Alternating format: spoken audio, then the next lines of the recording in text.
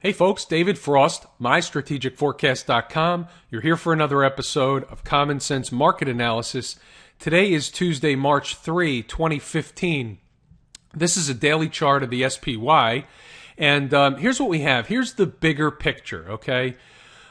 This market is in good shape in terms of maintaining its bullish position, okay? Not to say that we can't get more of a pullback, and we may. However, I wouldn't expect much, and pullbacks are to be bought up until the point in which I say pullbacks are no longer to be bought.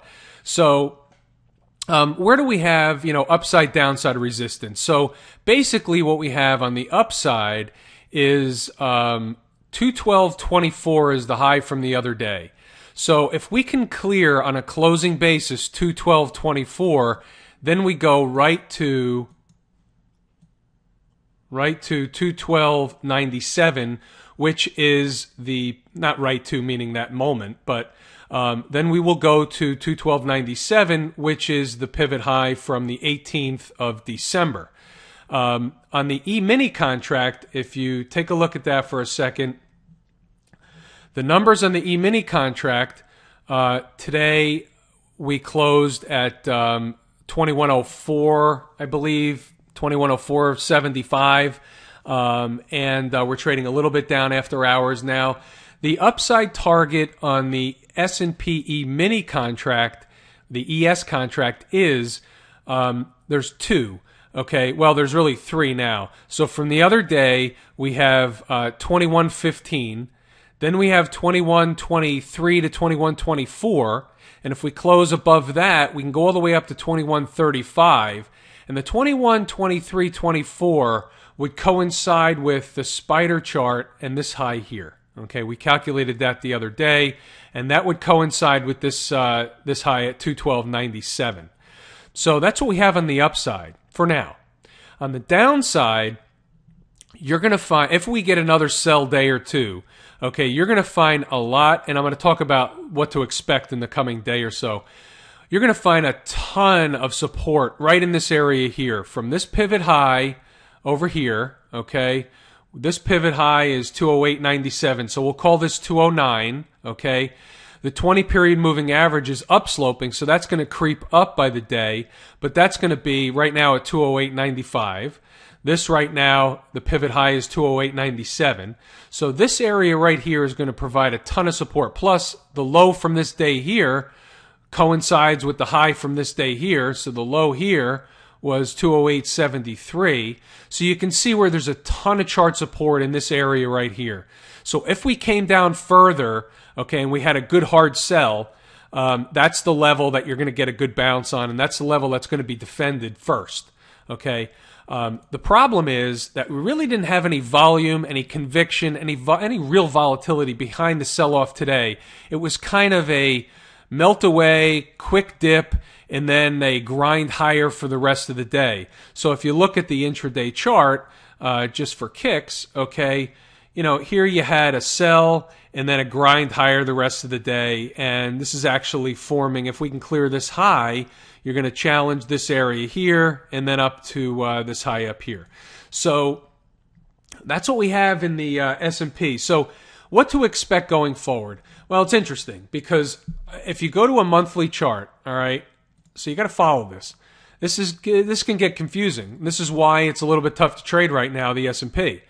Okay, you had a closing high, okay, in February, which is, in my book, a monthly breakout high, okay? Now, you may come do some back testing here at some point, but this is a confirmed monthly closing high, breakout high, okay?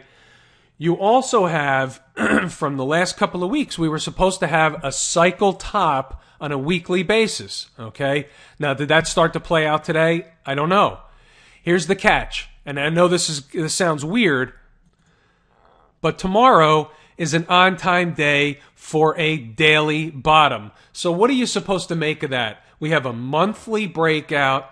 We have a possible weekly cycle top that showed some evidence today, maybe. But then you have a daily cycle bottom tomorrow, which means maybe we get a dip and then a rally for a few days, or maybe we just get a rally right out of the gate for a few days. But My cycle work on the short-term basis tells me that we should see a rally at some point from tomorrow forward for a few days. So that's kind of where we are in the S&P. It's a little bit confusing. Go back to the daily chart.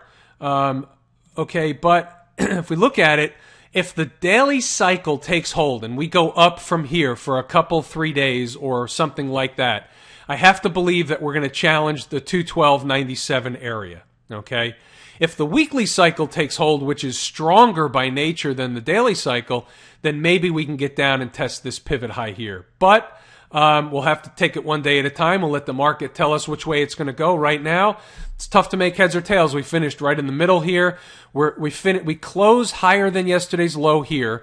We closed higher here than the day before's low. Okay, and here we closed higher than the day before's low. So to me, that's telling me that there's a bullish undertone to the market. And that's why, I'm kind of giving you both sides because, frankly, we don't know which way it's going to go tomorrow. It's just, I'm giving you all the information I have, and then we'll kind of see it unfold, and you'll have some evidence, and you'll have some clues as to what's unfolding and to what to expect. All right, let's go over to the gold market, and I'll bring up the gold futures chart. And gold's struggling a little bit. It's hanging around the 1,200 plus number. Sold off a few bucks today, and we hung around. We actually broke 1,200 today on a intraday basis. I think we got down to 1196 or 7, something like that, and then reversed up a little bit. But basically, well, where did we go? The low today was this is daily chart. I'm sorry. Low today was today was 1194.60. Okay. So I still say that the market's in a bullish tone. I say that it should catch a bid this week, and that's what my work is telling me. But again, the bookends are, the range is on a closing basis, daily closing basis, very important. 1,200 on the downside could promote more downside behavior if we close below 1,200. On the upside, 1223 is the number that we've got to close above in order to catapult to the next number. So unless we close outside of that range, we're probably just going to bounce around until one of those two numbers is broken. And that's everything we've got in gold. Crude oil. Let's go over to the crude oil chart. And if I could find it here we go. What's interesting about crude oil today, and if you look at I'm going to bring up an hourly chart of crude oil. And it's just interesting. I find it interesting. I'm going to go back to the 49.70 number. Okay, here it is, 49.70. The line going across is 49.70. We get above it yesterday. We come back and test it, stay above, test it again early today, stay above it, and we're higher. We're above it. Now, I still have this scenario that could play out this week. If we get follow-through upside out of crude oil and we close hourly and then daily, or maybe it happens intraday, but if we close hourly, start to get your antenna up above 51, we could go all the way to 53.5. Let me double check my number. Yep, 53.5. Okay. And then if we begin to close hourly below 53.5, we could trade all the way back down to 50.25, give or take 25 cents, all this week. So have your antenna up for the price of crude oil, because we could take a round trip trade this week in crude oil. It's still setting up in a bullish fashion off of this pattern here. And if we can close above 51, I think it's game on. Real quick, let's look at the TLT, which is the long bond ETF. All right, let's go over to the daily chart. And what you're having here is you're coming into double bottom. Okay, we know that if double bottom is broken, our downside target is as much as 24.25. And the reason I say as much as, because it's a possibility, because that we may not reach that number. So what I would suggest is if we came anywhere below the low at about 126, okay, and we broke that low, you can start to nibble away all the way down to 124.25, because you should get another rally off of that number shortly. It should be, kind of an any day now type of thing. And that's why I say we may not get down to the 124.25 on this move, but nevertheless, I do expect a rally off of the bond market with lower interest rates ahead, higher bond market ahead in the coming days. So that's what I'm looking for. All right, I think I ran through it pretty good tonight. I think we're going to leave it there. Hopefully it's been helpful. I'm David Frost, mystrategicforecast.com. Thanks for tuning in for another episode of Common Sense Market Analysis.